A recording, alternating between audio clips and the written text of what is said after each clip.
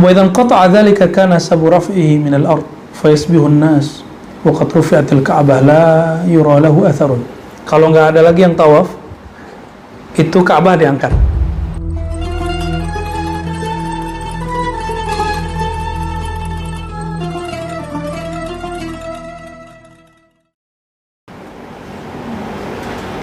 Luas nggak kolbunya? Kalau luas, pasti doanya nggak dirinya, orang tuanya, anaknya. Dirinya dua kawin, itu aja. Dia kawin, ujungnya kawin. Tapi kalau orang yang luas kolbunya, doanya dirinya, orang tuanya, gurunya, kawannya, anaknya, pasangannya, semua orang. Itu yang disebut wali. Mau jadi wali Allah nggak? Tanpa bayat. Mau jadi kekasih Allah tanpa bayat? Setiap hari mendoakan umat Nabi Muhammad SAW. Itulah yang dimaksud oleh Nabi Khidir. Siapa yang baca doa ini, diriwayatkan Imam Suyuti, maka dia diangkat menjadi wali abdal. Allahumma arham ummata Muhammad. Ya Allah, sayangilah umat Nabi Muhammad. Allahumma astur ummata Muhammad.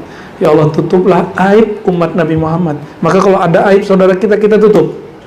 Jangan doa-doa, ya. Kalau suka buka aib orang, suka nge-share aib orang, itu orang nggak jadi wali. Wali setan ya. Senang mengeksploitasi keburukan orang. Hati-hati yang kerja di infotainment. Sekarang nggak perlu infotainment, punya channel YouTube bisa ungkap aib orang. Ya, pengen nebeng masyhur ya. Ada orang masyhur dengan membuka aib, itu betapa hinanya kemasyhuran dia. Ya, betapa tidak ada rahmah di kalbunya. Senang kalau ada orang masalah gitu, ada masalah diekspos. Makanya saya nggak pernah komentar kan tentang Panji Gumilang, ya. Baru hari ini nyebut nama dia. Saya cuma berpikir kalau aku di posisi dia pasti nggak enak. Kita cuma doakan semoga pemerintah bijak, jangan hanya ikuti ulama-ulama bernafsu, ulama-ulama dunia, ulama-ulama yang seneng kalau ada orang punya salah hajar habis-habisan. Ulama akhirat nggak begitu. Ulama akhirat, ulama di kolbunya rahmah. Kalau salah bimbing, kalau kurang sempurnakan, kalau dia menyimpang secara ideologi luruskan, bukan kemudian dihancur-hancurkan. Ya, kita doakan yang terbaik untuk saudara-saudara kita. Semua orang kan berjuang tergantung keyakinan dia. Kebetulan si Syekh Panji Gumilang ini dia merasakan itu yang benar menurut dia. Ya, kalau itu salah, kita bimbing. Ada orang dibimbing lewat diskusi, bukan dibully. Orang dibully tambah anarkis, tambah kenceng dia ngelawan. Nah, inilah bedanya kita antum kalau sudah dapat nur rahmah, nur Muhammad sallallahu alaihi wasallam. Jadi apa ciri-ciri dapat nur Muhammad? Ada rahmah di kolbu.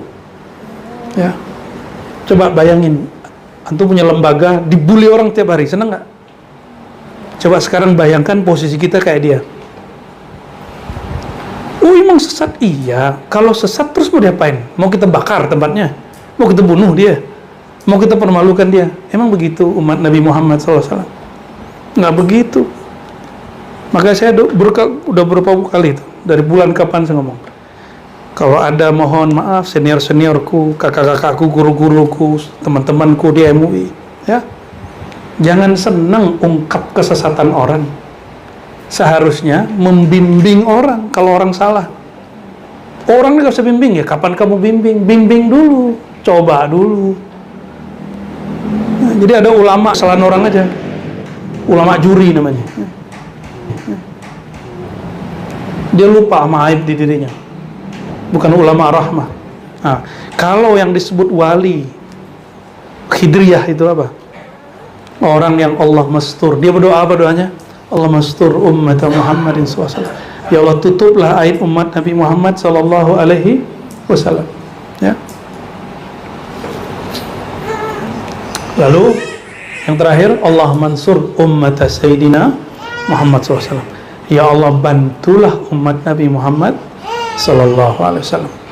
Ya. Jadi teman-teman, itulah yang disebut sifat wali abdal. Sifat wali abdal, ya. Dan ini dinukil dari Imam Suyuti. Imam Suyuti mengatakan inilah doa Nabi Khidir. Siapa yang bacanya abdal. Jadi ciri-ciri wali abdal tidak menyimpan sedikit pun kebencian kepada umat Nabi Muhammad sallallahu alaihi wasallam. Ya. Kesel sih boleh, tapi jangan berlarut-larut gitu ya. Ya, keselnya bentar aja, hapus. Ya, tutup lagi. Wa idzan qata'a dzalika kana sabu raf'ihi min al-ard fa yasbihu an-nas wa qad rufi'atil ka'bah la yura lahu atharun. Kalau nggak ada lagi yang tawaf, itu Ka'bah diangkat. Bangunannya masih ada. Terus yang diangkat apanya yang diangkat? Ruhul Ka'bahnya, hakikat Ka'bahnya, nurul Ka'bahnya. Jadi Ka'bah itu punya hakikatnya. Ada spirit yang Allah tanam di situ, ada nur yang Allah pancarkan di situ. Nah, kalau tidak ada lagi yang tawaf, maka akan diangkat ke tempat yang ada tawaf. Itu di langit. Ya.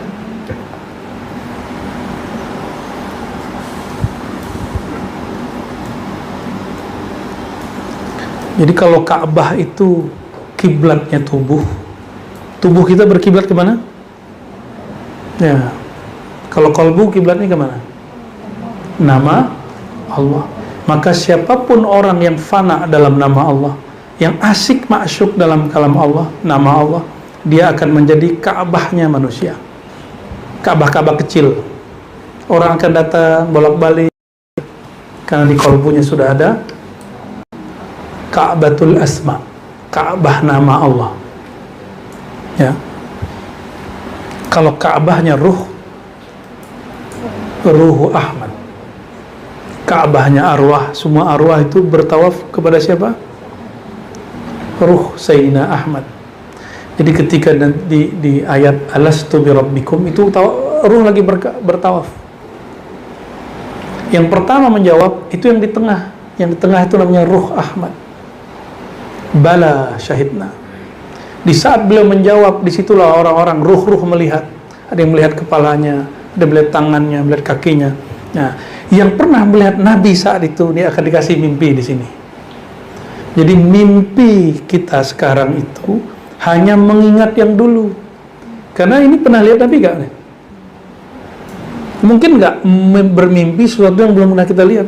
Mustahil. Jadi otak kita ini dia punya keterbatasan, hanya mampu memikirkan, membayangkan, memimpikan sesuatu yang pernah dia temui. Dan jika ada orang bermimpi ketemu baginda Rasulullah SAW, itu hanyalah pertemuan yang diulang. Pertemuan yang dahulu yang diulang di sini. Kalau Allah zahirkan, maka adalah orang mimpi, tapi dalam keadaan jaga. Nah, ini tingkatan orang melihat Nabi Sallallahu Alaihi Wasallam. Ada yang melihat permisalannya. Permisalan itu bisa bentuk. Maka satu malam, orang yang hadir malam ini, di jam yang sama, detik yang sama, bisa mimpi ketemu Nabi. Orang Jawa melihatnya pakai belangkon. Orang Betawi, bukan Betawi, Sunda itu apa namanya itu? Terus Sunda ngeliatnya pakai, ada juga belangkon-belangkon Sunda itu ya. Mungkin kalau ada yang ngeliat pakai kopiah hitam ya. Ada yang melihat dirinya pakai kopiah hitam di hadapan Nabi. Itu ada yang begitu ya. Ada yang dirinya dipancarkan ke sana, ada yang nur sana yang dipancarkan ke sini. Macam-macam ya. Nah, ini disebut dengan ru'yah mithaliyah. Kata Imam Ghazali dalam Ar-Risalah Al-Laduniyah, apapun rupa yang kau lihat, itu benar. Itu Rasulullah SAW. Tapi itu tingkatan pertama. Kalau orang mukmin lihat, tambah iman. Munafik lihat, tambah munafik. Orang kafir lihat, tambah kafir. Apa dalilnya? Abu Jahal lihat Nabi Muhammad ya? Enggak. Dia cuma lihat Muhammad bin Abdullah. Dia lihat Muhammad bin Abdullah, tapi tidak lihat Muhammad Nabiullah. Tingkatan kedua, melihat sosok yang sudah disebutkan dalam hadis-hadis Nabi. Nabi hijau, pakai merah marun, pakai serban, pakai khirqah. Atau khirqah? Jadi kain yang serban lalu ditutupin begitu. Tapi biasanya tidak akan sanggup melihat wajah. Ada yang melihat dari samping, dari depan, dari belakang. Biasanya yang melihat di belakang dia sedih. Sampai sekarang itu orang yang melihat dari belakang pasti bertanya-tanya, ya Allah, kenapa Rasulullah ada di membelakangiku? Berarti dulu dia di alam sana dia melihat punggung baginda Nabi Muhammad Sallallahu Alaihi Wasallam. Ada yang melihat tangannya berzahir, Sidi Ahmad Rifai, ya, yang meriwayatkan kitab ini. Sidi Ahmad Rifai berzahir lagi di Raudhah.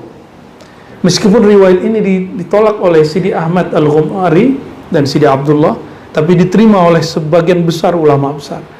Muridnya Sidi Abdullah Ghumari itu namanya Syekh Abdullah Harari, yang kemudian gerakannya disebut gerakan Ahbash oleh musuh-musuhnya, itu percaya. Ya, saya tanya lagi masyayikh-masyayikh yang lain, mereka percaya. Berarti ada orang yang dapat izin melihat tangan Nabi lagi keadaan jaga. Maka beliau dapat gelar Sahibul Yad Asy-Syarifain, Sahibul Yad Asy-Syarif. Orang yang melihat tangan baginda Nabi Muhammad Sallallahu Alaihi Wasallam. Itu sekelas Ahmad Rifai. Ada yang melihat kepalanya saja, ya. Ada yang melihat kakinya, ada yang melihat jejaknya. Imam Bukhari melihat jejak Nabi dilihat jejaknya, terus dia ikutin langkah Nabi di mana, dia injak langkah itu.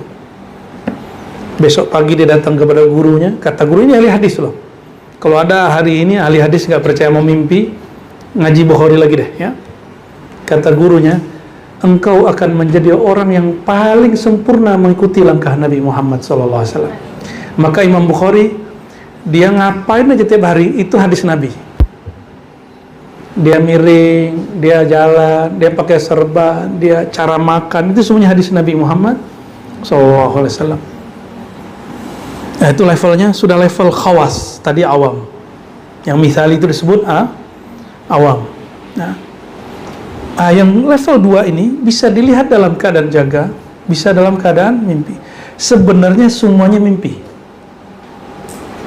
Karena bagi ahli rohani, mimpi jaga itu sama. Tapi itu terjawab nanti dengan ilmu gelombang otak. Ada orang gelombang otaknya bisa tenang, beta, theta, alfa, gitu ya. Ketika sampai ke gelombang mimpi, itu kan gelombang ketiga. Ada orang sanggup sampai di sana di saat dia sedang jaga. Di saat itulah muncul mukasyafah. Jadi kenapa nih yang berzikir nih nggak merasakan mukasyafah? Karena zikirnya tidak sampai di gelombang otak itu. Itu sebabnya tidak merasakan kedamaian. Ya, kan beta, theta gitu ya, alfa. Nah, gelombang yang kedua itu untuk masang, nah ini lagi ngaji itu yang kedua. Maka bisa ditanam. Kaidah-kaidah ilmu ditanam. Bisa fokus. Coba baca buku sendiri, kuat nggak? Pas dia dongeng begini, diceritain begini, disyarah begini, ada yang ngantuk. Nggak dibangunin, kenapa? Karena saat orang ngantuk-ngantuk pun, itu ada yang masuk. Makanya saya nggak pernah marah sama orang ngantuk, paling candain doang. Bisa membuat orang ngantuk, berarti suara kita diizinkan Allah menenangkan orang. Cuma sebagian dosen, sebagian guru marah, dia nggak ngerti. Suara dia itu merdu sebenarnya, ya.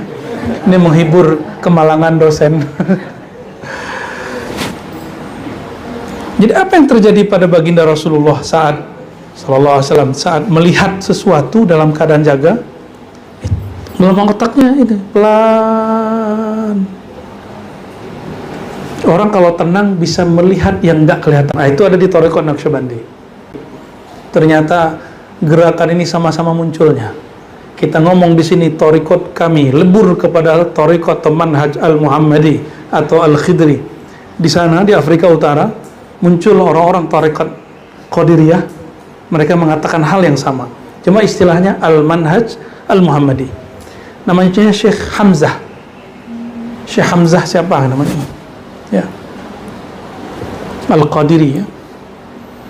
Kata beliau, sama persis seperti di kitab juga, dan persis yang menurut dia yang paling tinggi melihat nur.